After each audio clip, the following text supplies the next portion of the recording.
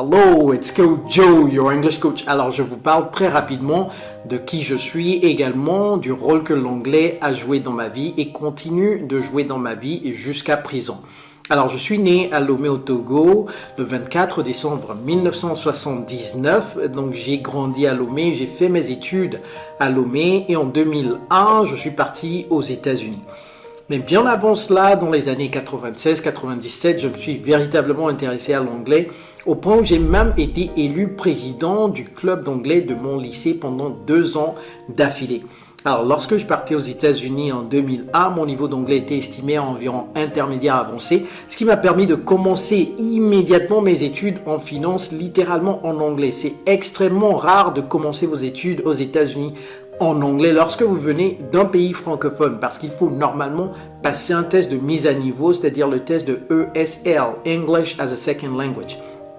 Mais lorsqu'ils m'ont entendu parler, ils se sont dit « Ah, sûrement qu'il a vécu dans des pays anglophones, etc. » J'ai jamais mis pied dans un pays anglophone jusque-là. Alors, Morehouse College, c'est l'université que j'ai fréquentée.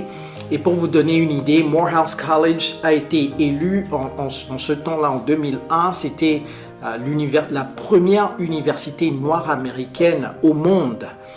Et c'est la même université où Martin Luther King a eu ses diplômes. Et j'ai également fréquenté avec John David Washington, le fils de Denzel Washington, pour ceux qui connaissent l'acteur Denzel Washington. Également Oprah Winfrey a financé mes études en 2e, 3e et 4e année. Donc, I was very blessed. J'étais extrêmement béni parce que sans Oprah Winfrey, je ne serais pas là aujourd'hui, je ne serais pas ce que je suis aujourd'hui. En 3e année, en allant en 3e année, j'ai fait un stage dans une très grande banque d'affaires à New York, et en allant en 4e année, j'ai fait un autre stage dans une très grande banque d'investissement également. Et tout ça m'a donné assez d'expérience à la sortie de l'université pour avoir 7 offres de travail. Mais ce n'était pas du tout facile parce que les entretiens d'embauche, il fallait compétir avec des Américains qui étaient nés aux États-Unis, qui ne parlaient que l'anglais. Et moi, francophone, qui a appris l'anglais, il fallait que je concurrence avec ces gens-là.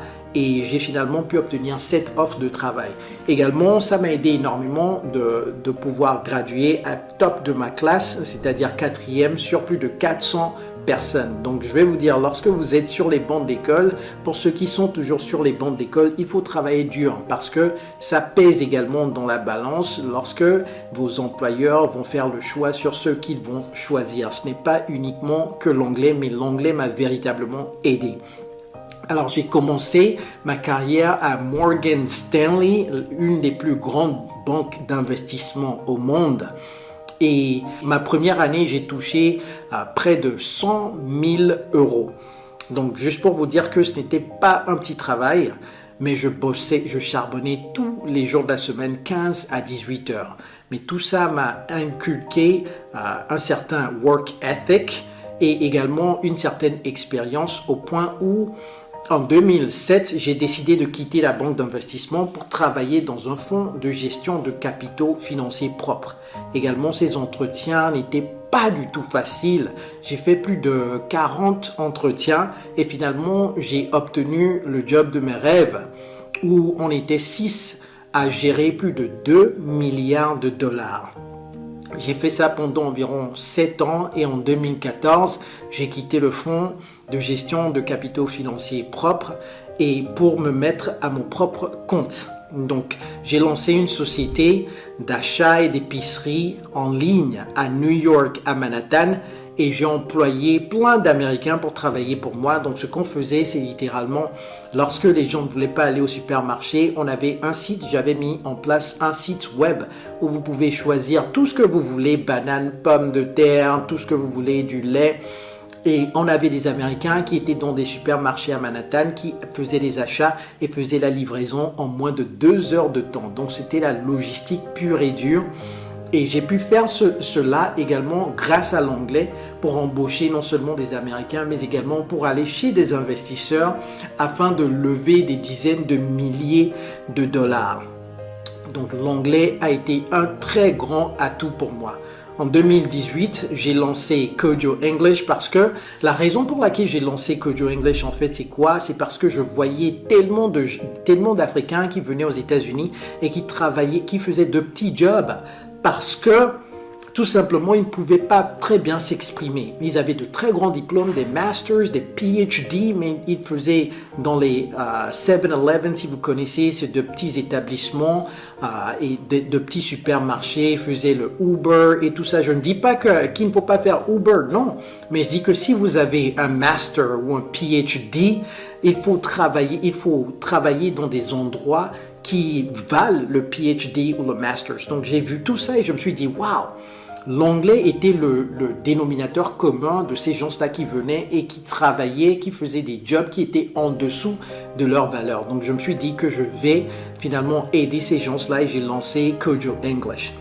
Alors, de fil en aiguille, aujourd'hui, Kojo English, on a aidé des milliers d'élèves dans plus de 50 pays du monde entier. C'est des cours en ligne et c'est $100 le mois. Et vous faites 2 séances par semaine, 2 séances live par semaine. Et en dehors de ces 2 séances live, vous pouvez également parler dans vos groupes tous les jours de la semaine. Vos erreurs sont corrigées, donc ça vous permet d'apprendre nettement plus facilement. Alors, personnellement, je suis né le 24 décembre 1979. Je suis marié également. Grâce à l'anglais, j'ai pu trouver mon âme sœur, ma femme, parce qu'elle est américaine, donc elle ne parle pas le français. Et aujourd'hui, on a un enfant de 7 ans, son nom c'est Cody, et on a déménagé également de New York pour venir au Maroc, mais on est très souvent à New York, donc on est entre New York et le Maroc. Donc voilà un tout petit peu sur moi. Mais l'anglais a été la clé, l'anglais m'a aidé énormément. Sans l'anglais, je ne serais pas ce que je suis aujourd'hui. It's Coach Joe, your English coach. C'est un tout petit peu sur moi. Take care.